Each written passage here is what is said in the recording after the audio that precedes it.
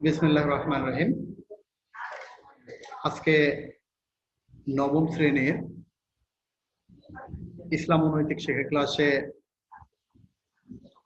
সকল শিক্ষার্থীকে স্বাগত জানাচ্ছি। তো আজকের পাঠের বিষয় হচ্ছে হাদিস শরীফ। হাদিস শরীফ আমরা জানি মহানবী সাল্লাল্লাহু আলাইহি ওয়াসাল্লামের মুখ নিঃসৃত বাণী, কর্ম এবং মৌনসম্মতিকে হাদিস বলা হয়। তো হাদিস তিন প্রকার: কাউলি, ফেলি, তাকরিরি। আমরা এখন সরাসরি কন্টেন্টের মাধ্যমে হাদিস বোঝার চেষ্টা করবো ইনশাআল্লাহ। তো যারা আমাদের সঙ্গে এই আমার নবম শ্রেণীর হাদিস শরীফ ক্লাসে সংযুক্ত হতে পেরেছে তাদেরকে আমি ধন্যবাদ জানাচ্ছি। আর যারা সংযুক্ত এখনো হতে পারো নাই তারা এরপরে সংযুক্ত হয়ে যাবে। তো এখন আমি কন্টেন্টের মাধ্যমে চলে যাচ্ছি। তো আমরা দুটি ছবি দেখতে পাচ্ছি, সহিহ হাদিস সংকলন, সহিহ হাদিস শরীফ, তিরমিজি শরীফ। এবার আমরা আমাদের আজকের পাঠের বিষয় হচ্ছে হাদিস শরীফ। শিখন ফল আমরা দেখতে পাবো। এবার আমরা শিখন ফলে দেখতে পাচ্ছি এই পাঠ শেষে শিক্ষার্থীরা হাদিসের পরিচয় বলতে পারবে, হাদিসের গুরুত্ব ব্যাখ্যা করতে পারবে, সিয়াসাত হাদিসের গ্রন্থগুলো পরিচয় বর্ণনা করতে পারবে। তো প্রথমে বলা হয়েছে হাদিস এর পরিচয় বলতে পারবে, আসলে হাদিস কি, কার কথা, কোথায় থেকে আসলো, এগুলো বলতে পারবে।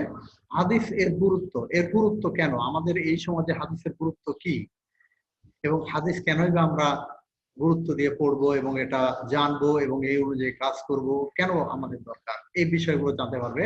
সিয়াসাত হাদিসের গ্রন্থগুলো পরিচয় বর্ণনা করতে পারবে। সিয়াসাত বলতে 6টি হাদিস গ্রন্থ আছে, এই 6টি হাদিস গ্রন্থকে সিয়াসাত বলা হয়। তো আমরা কন্টেন্টের মাধ্যমে সব হাদিস গ্রন্থগুলোর বিষয়ে একের পর এক জানতে পারবো। তো আমরা পরের স্লাইডে চলে আসছি। পরের স্লাইডে হাদিস শব্দ অর্থ কথা বা বাণী। হাদিস শব্দের অর্থ কথা বা বাণী, এটুকুই আমরা দেখতে পাচ্ছি। পরের স্লাইডে আমরা আসি। পরের স্লাইডে দেখতে পাচ্ছি মহানবী সাল্লাল্লাহু আলাইহি ওয়াসাল্লামের বাণী, কর্ম ও মৌনসম্মতিকে হাদিস বলা হয়। আমি পূর্বেও এটি বলেছি। দেখতে পাচ্ছি যে মহানবী সাল্লাল্লাহু আলাইহি ওয়াসাল্লামের বাণী, কর্ম এবং মৌনসম্মতিকে হাদিস বলা হয়। এখন আমরা একটি প্রশ্ন জিজ্ঞেস করব আমার শিক্ষার্থীদেরকে, সেটি হচ্ছে হাদিস কাকে বলে। তো এর উত্তরটা আমরা এখনই বলে দিয়েছি, নিশ্চয়ই তোমরা এখান থেকে এটি সংগ্রহ করে নেবে। এবার আমরা পরের স্লাইডে চলে আসছি। হাদিসের গুরুত্ব।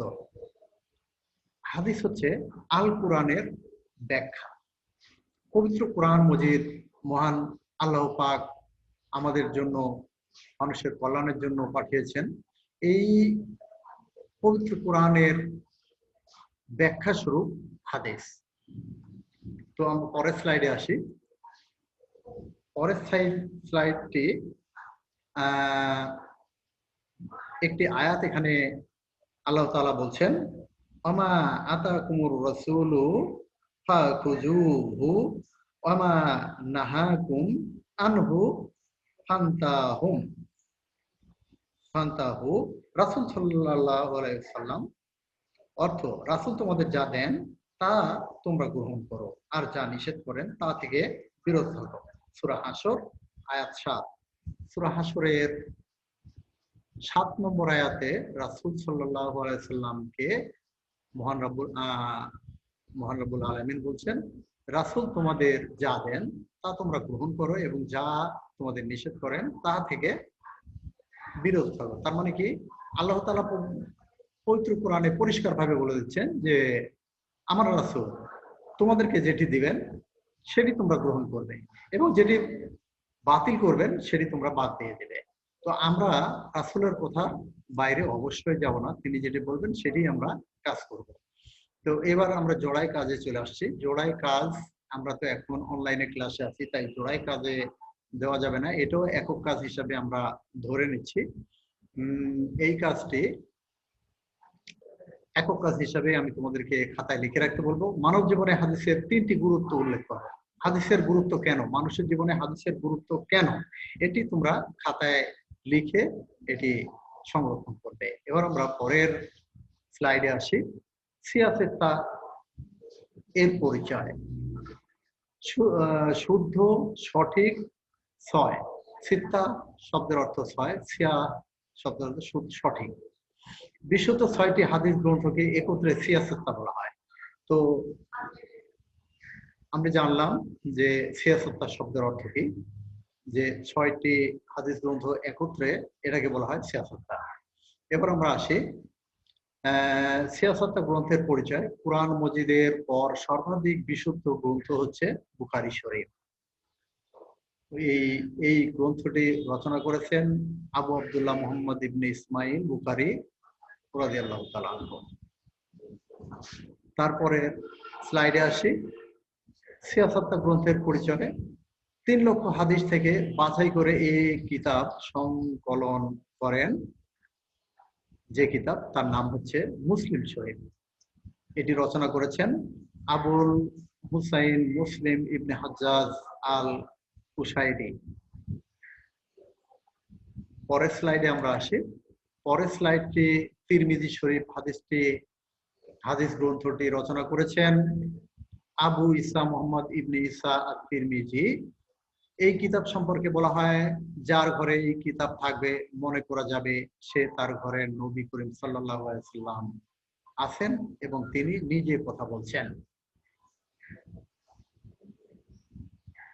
সুন্দর একটি কথা।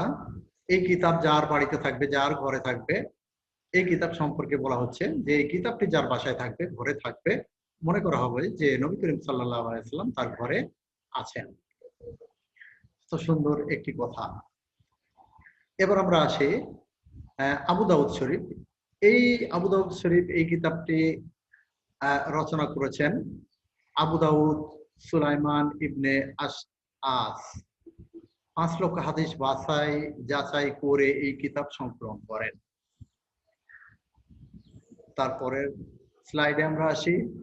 সিয়াসেত্তা গ্রন্থের বিন্যাস পদ্ধতি উঁচু মানের। যে হাদিসটি সেটি হচ্ছে সুনানে নাসাই শরীফ। এটি রচনা করেছেন আহমদ ইবনে শুয়াইব আন-নাসাই। এবার পরের স্লাইডে আসি। সর্বশেষ কিতাব, যে কিতাবটি সিয়াসেত্তার 6 নম্বর কিতাব, সিয়াসেত্তা সর্বশেষ কিতাব। আবু আব্দুল্লাহ মুহাম্মদ ইবনে ইয়াজিদ ইবনে মাজাহ রাহমাতুল্লাহ আলাইহি, উনি রচনা করেছেন সুনান ইবনে মাজাহ। এই 6টি কিতাব আমাদের মাঝে আছে, যে কিতাবগুলো অত্যন্ত শুদ্ধ এবং সুন্দর প্রাঞ্জল রূপে আমাদের মাঝে আছে। আমরা যে কোনো হাদিস গ্রন্থটি ক্রয় করে এটি পড়তে পারি এবং এর থেকে অনেক জ্ঞান অর্জন করতে পারি। আমাদের সঙ্গে যুক্ত হয়েছেন সুমাইয়া আক্তার। সুমাইয়া আক্তারকে অসংখ্য ধন্যবাদ জানাচ্ছি আমাদের অনলাইন ক্লাসে যুক্ত হওয়ার জন্য। এবার দলীয় কাজ, আমি পূর্বেও বলেছি দলীয় কাজটা অনলাইন ক্লাসের জন্য, এটি একক কাজ হিসেবে আমরা গ্রহণ করব। 6টি বিশুদ্ধ হাদিস গ্রন্থ ও এগুলোর সংকলকদের নামের একটি তালিকা তৈরি করো। এটি তোমরা তৈরি করবে, যেহেতু আমরা 6টি সিয়াসেত্তা কিতাব কারা রচনা করেছেন আর ওনাদের নামই বা কি এবং কিতাবের নামগুলো কি সেগুলো আমরা অলরেডি জানিয়ে দিয়েছি। তোমরা এইগুলো অবশ্যই খাতায় লিখে সংরক্ষণ করবে। এবার আমরা মূল্যায়নে আসব। মূল্যায়নে এসে হাদিস আমরা দেখতে পাচ্ছি হাদিস শব্দের অর্থ কি। দ্বিতীয় প্রশ্ন, হাদিসের 2টি গুরুত্ব বলো। সিয়াসেত্তা কাকে বলে? 4 নম্বর প্রশ্ন, সহিহ বুখারীকে সংকলন করেছেন। 5 নম্বর হচ্ছে কোরআনের পর সর্বাধিক বিশুদ্ধ গ্রন্থ কোনটি? এই 5টি প্রশ্ন তোমরা বাসায় অবশ্যই এর উত্তরগুলো রেখে সংরক্ষণ করবে। আর বাড়ির কাজ হিসেবে আমি এখন যেটি দিব সেটি হচ্ছে ইসলামী শরীয়তের দ্বিতীয় উৎস হিসাবে হাদিসের গুরুত্ব বিশ্লেষণ করো। অত্যন্ত সুন্দর এবং প্রাঞ্জল একটি প্রশ্ন। যে প্রশ্নটি তোমরা যদি এই কন্টেন্টটি দেখো এবং বইটি আল হাদিস শরীফ এটি যদি একটু পড়ো, তাহলে অবশ্যই এই প্রশ্নের উত্তরটি সুন্দরভাবে লিখতে পারবা, এবং এই প্রশ্নের উত্তরটা লিখতে পারলেই, জানতে পারলেই আমাদের দেখা যাবে যে এই স্লাইড, এই চ্যাপ্টার থেকে যে কোনো প্রশ্ন আসলেই আমাদের আর কোনো সমস্যা হবে না। তো তোমরা বাসায় বসে অনলাইনে ক্লাস করো, বাসায় পড়াশোনা করো, এবং বাড়ির সব কাজগুলো, ছোটখাটো যে সমস্ত কাজগুলো আছে সেগুলোকে মা বাবাকে একটু হেল্প করো, এবং সর্বশেষ নিজের পড়াশোনাকে ঠিক রেখে সবাই সুন্দরভাবে বাসায় অবস্থান করবে। এই বলেই আজকে আমি আমার ক্লাস শেষ করছি। সবাইকে ধন্যবাদ। আল্লাহ হাফেজ।